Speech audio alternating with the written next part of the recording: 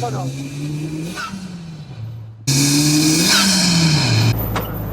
Look at that view after driving down the hill at Watson's Bay, especially when you're getting paid for it by some legal practice. That's great.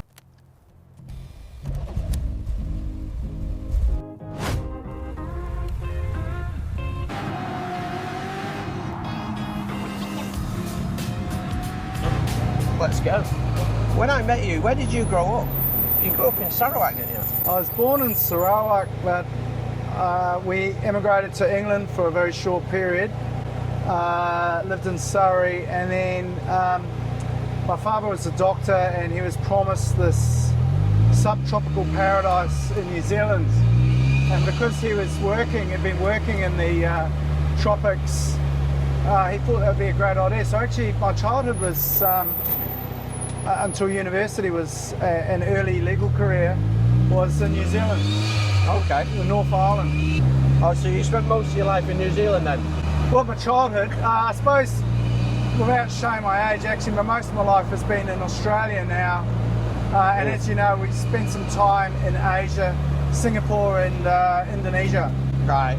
Yeah. I've spent more of my life now. I've spent 26, 27 years in Australia now. Yeah. And I was 23 in England, Yes. and I was 5 years in Hong Kong.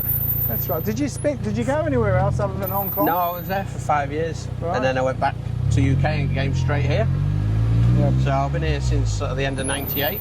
You couldn't go anywhere now anyway because of your connections, Yeah. the age you are and stuff. It'd be hard to.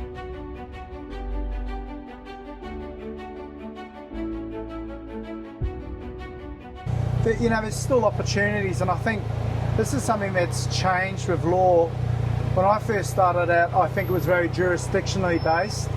As a young lawyer in New Zealand, I couldn't really see anything beyond maybe, you know, doing that well-trod path from, you know, Auckland to Wellington to London, maybe Hong Kong. Yeah. Generally the Commonwealth jurisdictions. I think law's changed so much with, you know, the nature of disputes, international projects, that you find yourself, you know, doing cases in places like Philippines, Indonesia, where I found myself, Vietnam, you know, more regionally. And indeed, you know, if you look at some lawyers, they're doing work in Latin America. Yeah. It's just the nature of global international business. It is. We're doing stuff, as you know, with +3 in Asia. Yep. We're working in the Philippines, Malaysia, Hong Kong, Singapore, Indonesia.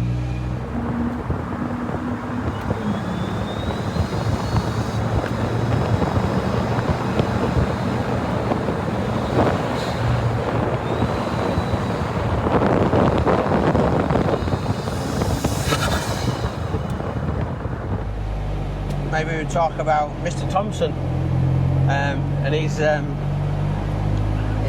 3 challenges at adjudication that have happened. Right.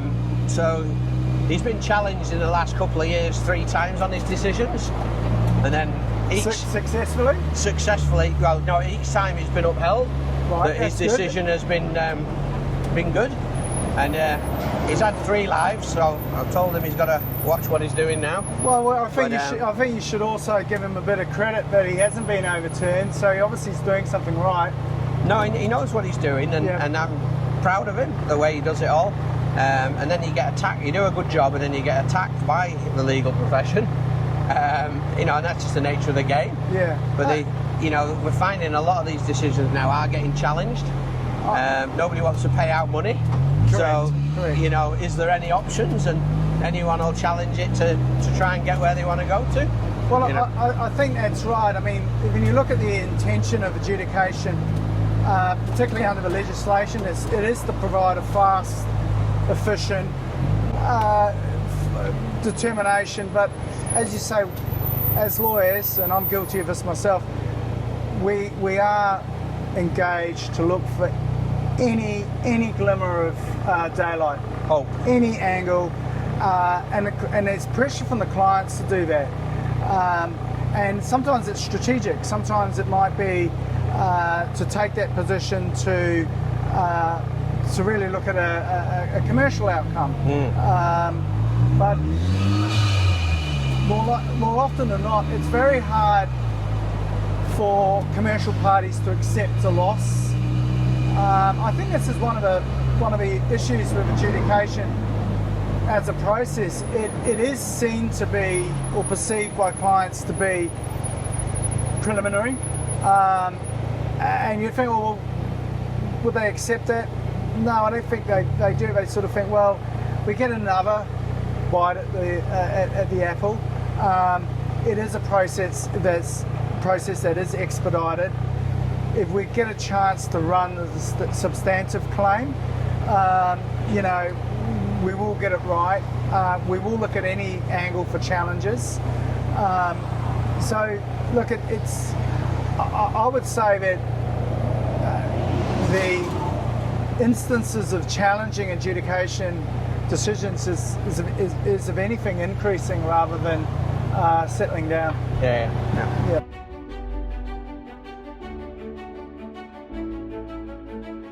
What I say about HFW is you've grown a lot in the last year. I can see it, taking a lot more people, but you've taken on the right people. In my mind, you've taken on some good people that are easy to deal with, and just easy to get on with. That's why we enjoy working with you guys, for that very reason. But obviously, very competent lawyers as well. Yeah, I think you're right. It's been, as I said before, it's been very strategic growth, as you say, getting the right people. One of the areas of strength is because we're very sector focused. In the sectors where we operate, construction being one of them, we are the experts in that space. So we're sort of looking for that consistency of expertise. Yeah, as we were just talking before about Chris Rowden's team joining in Brisbane. It's been a long play. But it's been a very important strategic addition. Queensland has obviously lots of opportunity in the construction sector with Olympics, but even before the Olympics, it's always been a state which has got a lot of mining, energy, natural resources, and it's always been on the playbook. It's always been on the cards to look at a Queensland presence. Will we look at any other states or territories? I'm not sure. I think if the opportunity arises, we certainly will, but it's a very careful, measured strategy in terms of growing. We don't want to grow too fast. We want to build on the successes, which is very similar to, as I understand, what CCR does. Yeah, we're pretty much the same thing. So we're growing very hugely in the West, growing in Malaysia, growing in Singapore now. Everything is based out of Sydney, really. We're doing a lot of Queensland work from Sydney, but we're starting to get more and more in Queensland as we delve into it. And it's just having the right people. Yes. And it's the people that make your business. Absolutely. I think on that note, what we're going to do, we're going to turn it all off now. Yep. So we'll say bye from us. Thank you. Thank you, Tony. Thank you, Nick, for doing it. And we'll see what we do on episode 2. And like and comment and tell us what you think about this. And it's good from us.